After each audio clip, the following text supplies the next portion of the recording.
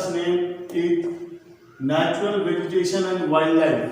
This lesson belongs to class 8. अब हम लोग जैसे देख रहे हैं topic, as we can see in the heading itself, Natural Vegetation and Wildlife. Natural Vegetation and Wildlife. Natural vegetation से आप क्या समझ रहे हैं? All the plantations which grow without the help of human being. अगर मानव के बिना सहायता के जो प्राकृतिक वनस्पति, अपने आप से जो वनस्पति उगती है, उसे नेचुरल वेजिटेशन कहा जाता है. ठीक है. And wild life. Wild life mean जंगली जीव जंतु जिन्हें मानवों से कोई मदद नहीं है. वो लोग क्या कहते हैं? वाइल्ड है मतलब जंगल में खुद से ही अपना भोजन और जुटा रहे हैं और अपना जीवन निर्वाह कर रहे हैं. तो ये वाइल्ड लाइफ है.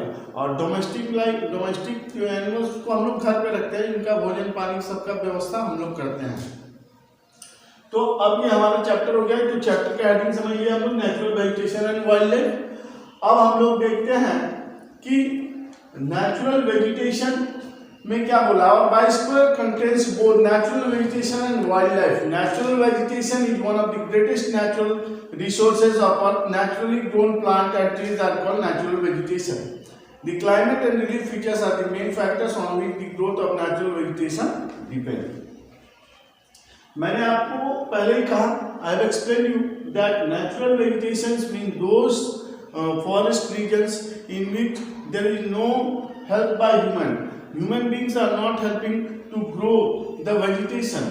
The vegetations which grow naturally by themselves due to the climatic condition of that area are known as natural vegetation. ठीक है. ये नेचुरल वेजिटेशन है जो अपने आप से उगता है, उसमें कोई भी मानव सभ्यता या मानव का कोई सहयोग नहीं होता है, वो प्राकृतिक रूप से अपने आप ही उग रहा है, उसे हम लोग नेचुरल वेजिटेशन कहेंगे. Wildlife is the term used for all the animals, birds and other organisms which live in their natural environment. Wildlife मैंने क्या कहा?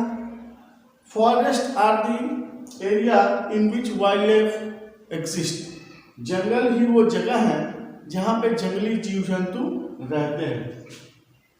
वो प्राकृतिक है, उनके लिए हम लोगों ने घर या भोजन पानी इत्यादि का कोई भी प्रबंध हम लोग नहीं करते हैं. Those animals are called wild animals. And wild animals कहाँ रहते हैं? तो वो फॉरेस्ट में रहते हैं. ये क्लियर हो गया. The animals which live in forest by their own are known as wild animals. वो लोग अपने नेचुरल एनवायरनमेंट में रहते हैं. Natural vegetation is useful to us in the following ways. अब हम लोग देखते हैं कि how natural vegetation is useful for us. तो natural vegetation is useful in many ways. It provides us timber and firewood. It provides natural habitat for animals. It helps in storing underground water. It provides a large variety of products from the trees. All these things which I have mentioned, now we obtain them from forest. जैसे कि लकड़ी और medicines, all these products we obtain from forest. तो जलाने के लिए जैसे हम लोग को लकड़ी हो गया, घर बनाने के लिए लकड़ी हो गया, कुछ मेडिसिन हो गया. ठीक है. And forest also provide habitat for animals. उनके रहने के लिए वो जगह भी प्रदान करता है. It provides a large variety of product from trees. It protects soil from leaching. और हमारे जमीन को भी वो बचाता है, वो मिट्टी को पकड़ बनाए रखता है, वो उसे मैंने बहने नहीं देगा. अगर जंगल जिस जगह में नहीं रहेंगे, पेड़ पौधे नहीं रहेंगे, वहाँ पे क्या होगा? मिट्टी धूल के रूप में रहेगी. ठीक है. वो मिट्टी मतलब वहाँ पे रह नहीं पाएगी. It will act like a sand. वो बालू की तरह उड़ जाएगा. कभी भी हवा आएगा तो मिट्टी बालू की तरह उड़ सकता है. It produces oxygen which is essential for life. और जंगल हमारे लिए क्या करते हैं? ऑक्सीजन भी प्रोड्यूस करते हैं. They produce also oxygen for human beings and all the animals who needs oxygen. आदमी और जितने भी जीव जंतु हैं उन सब के लिए क्या करते हैं? जंगल. They produce oxygen. अब हम लोग देखते हैं distribution of natural vegetation. Distribution of natural vegetation से हम लोग क्या समझ रहे हैं? पृथ्वी पे हर जगह नेचुरल वेजिटेशन एक जैसा नहीं है, वहाँ पे अंतर है. अब देखिए, फॉरेस्ट इन ट्रॉपिकल रीजन है, फॉरेस्ट इन टेम्परेट रीजन है, फॉरेस्ट इन टाइगर रीजन है. तो ये जो नेचुरल वेजिटेशन है इट डिफर्स, वो डिफर क्यों करता है? Due to the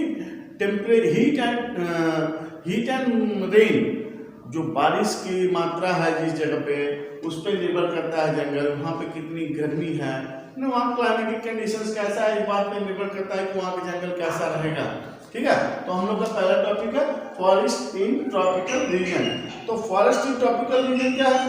both the tropical evergreen and tropical deciduous type of forest grow in tropical reason. दो प्रकार के जंगल उगते हैं वहाँ पे, कौन कौन? ट्रॉपिकल डेसिडियस फॉरेस्ट और tropical evergreen forest. Tropical evergreen forest are found in the equatorial region because the equatorial region is hot and wet throughout the year.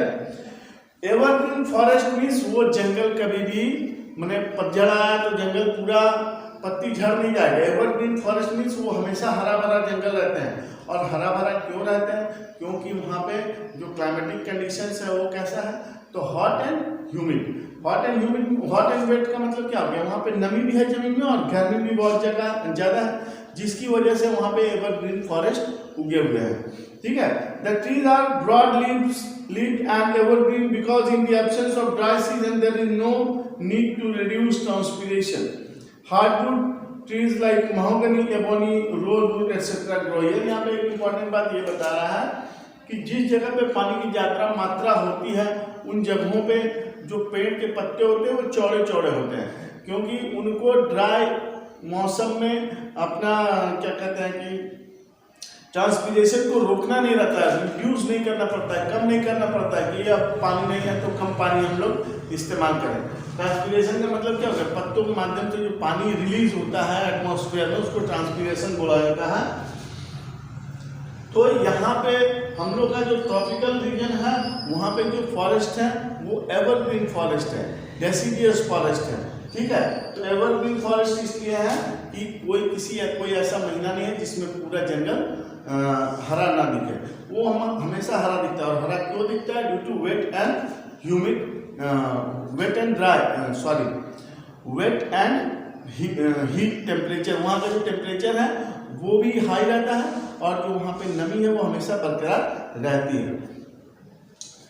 The tropical deciduous forests are found in the monsoon regions where winters are cool and dry and summers are hot with a distinct rainy season brought on by summer monsoon winds. Sal, teak, sandalwood and bamboo are commercially profitable trees which grow mainly in the monsoon forest. Monsoon forest का मतलब क्या हो गया? जो बारिश, एक season ऐसा होता है जहाँ पे बहुत ठंडा रहता है, एक सीजन ऐसा है जहाँ बहुत गर्मी है, एक सीजन ऐसा है जहाँ बहुत पानी मानसून की वजह से, वहाँ पे डेसिडियस फॉरेस्ट के उगने की संभावना ज्यादा रहती है। तो डेसिडियस के जो जंगल रहते हैं उनमें उगते क्या है ज्यादातर? तो साल के ट्री, टीक और सैंडलवुड एंड बैम्बू। सैंडलवुड माने चंदन हो गया, बैम्बू मतलब बांस हो गया, और साल भी एक पेड़ होता है जिसकी लकड़ी काफी महंगी होती है और बहुत ही मजबूत होती है।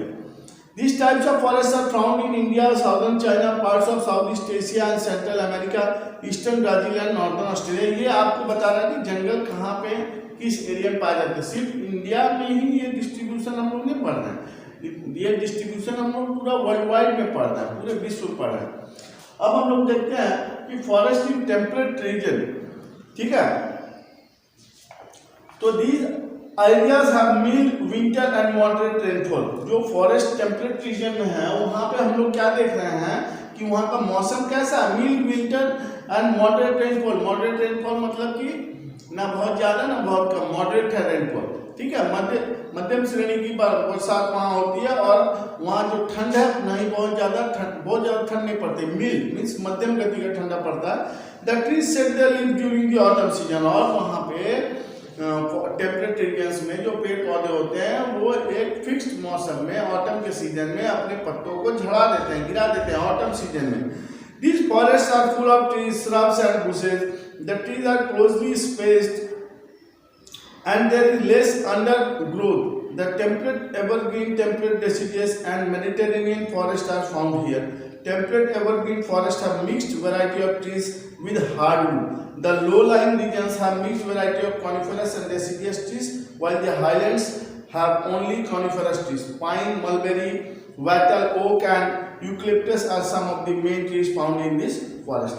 ये हम लोग बता दिए कि forest in temperate reason, temperate region में जो जंगल होते हैं वो उसी जगह पे टेम्परेट रीजन में पाए जाएंगे। जंगल कैसे जंगल पाए जाएंगे जहाँ पे हम लोग का ना ही बहुत ज़्यादा ठंड पड़ रहा है और नहीं बहुत ज़्यादा बारिश हो रही है, उसी एरिया में हम लोग ये टेम्परेट रीजन में फॉरेस्ट पाएंगे। और वहाँ पे फॉरेस्ट का क्या होगा, ऑटम के सीजन में वो लोग अपना पत्ती गिरा देते हैं, वहाँ पे भी बहुत बड़े बड़े पेड़ पाए जाते हैं और उन पेड़ों की खासियत क्या है, they are useful and economical for us, वो हमारे लिए इस्तेमाल के लिए भी अच्छे हैं और हमारा पैसा भी उससे अर्न कर सकते हैं।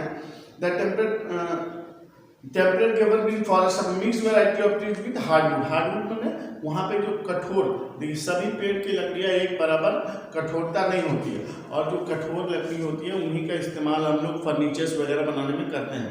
तो वो जंगल जहाँ पे हमें अच्छी लकड़ियाँ मिलेंगी वो है हमारे टेम्परेट रीजन में जो फॉरेस्ट मिलेगा, वहाँ पे हम लोग को हार्ड वुड मिलेगा जिसका इस्तेमाल हम लोग वेरियस टाइप्स में कर सकते हैं।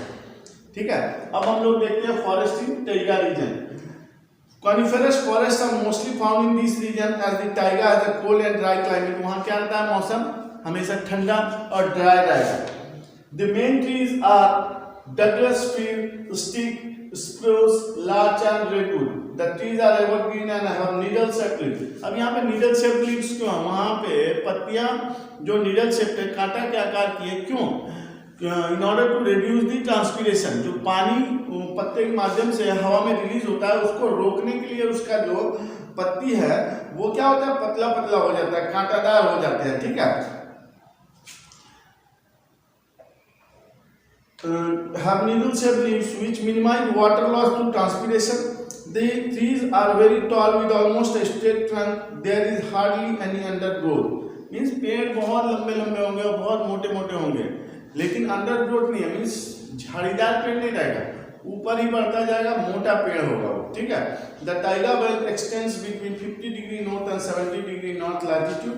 It stretches over Siberia in Asia, over Russia and Scandinavia in Europe। ये सब जगह है, इन सभी जगहों पे हमें टाइगा रीजन मतलब वहाँ पे हमेशा बर्फ वगैरह का ज़्यादा ठंड रहेगा और वहाँ पे जो क्लाइमेटिक कंडीशंस है वो ड्राई रहेंगे। ठीक है, तो ये हम लोगों ने पढ़ लिया आज। The taiga biome is well represented only in the northern hemisphere as there are no land masses. इसको छोड़िए, हम लोग देखते हैं इकोसिस्टम। अब हम लोग देखते हैं इकोसिस्टम क्या है। तो इकोसिस्टम हम लोग यहाँ पे अभी तक एक्सप्लेन नहीं किए थे। इकोसिस्टम का मतलब क्या होता है, डेफिनेशन हम लोग देखते हैं। In the biosphere all living beings are interrelated and interdependent on each other for survival. Such interaction life supporting system is known as the ecosystem. यहाँ बोला है कि बायोस्फीयर में all the living beings are interrelated, सब कोई एक दूसरे पे परस्पर हम लोग निर्भर हैं। ठीक है, this interaction and life supporting system is known as ecosystem. जैसे हम लोग इस पृथ्वी पे इकोसिस्टम का एक हिस्सा है and all the plants and animals and human beings have their own role. सबका अपना अपना एक रोल है, रोल करने से अभिनय कर रहे हैं हम लोग यहाँ पे, और सबकी अपनी अपनी एक उपलब्धि है जो हम लोग करते हैं। Animals big or small, all are essential part to maintain the balance in the ecosystem. Ecosystem can be natural or artificial ecosystem. Ecosystem usually form a food chain. Different types of plant and animals living together under similar environmental conditions make up a biome. A biome comprises all the ecosystem within a specific geographical area. Biomes are not defined by genetic, structural or historical similarities. Biomes are identified with particular patterns of ecological succession and climate vegetation। यहाँ पे हम लोग biome के बारे में देख रहे हैं और इकोसिस्टम का मतलब मैंने समझा दिया आपके। All the creatures on this earth are interrelated to each other. Interrelated to each other means हम लोग सब कोई एक दूसरे पे परस्पर निर्भर है और हमारी निर्भरता ही इकोसिस्टम का निर्माण करती है। कोई भी जीव जंतु अगर पृथ्वी पर से गायब हो रहा है, एंडेंजर्ड है, तो हमें उसको बचाना है, क्योंकि उसका भी एक रोल है इस पूरे इकोसिस्टम में। जैसे हमारे यहाँ से फॉर एग्जांपल वल्चर्स गायब हो गए हैं, हॉक्स गायब हो गए हैं, तो वो क्या कर रहे हैं, इकोसिस्टम को खराब कर रहे हैं। वो स्कैवेंजर्स थे, वो सड़े गले मांस को खा करके एनवायरनमेंट को क्लीन करते थे। आप अर्थवर्म का एग्जांपल ले सकते हैं इकोसिस्टम में। अगर अर्थवर्म्स खत्म हो गया तो हमारे जमीन की उर्वरकता क्या होगी, खत्म हो जाएगी। Fertility, we will lose the fertility of our soil. Earthworm helps to make the soil fertile. तो सबका अपना अपना एक अलग अलग रोल है, and all these creatures are interrelated to each other. Thank you for watching this video. In next video we will further proceed on this chapter.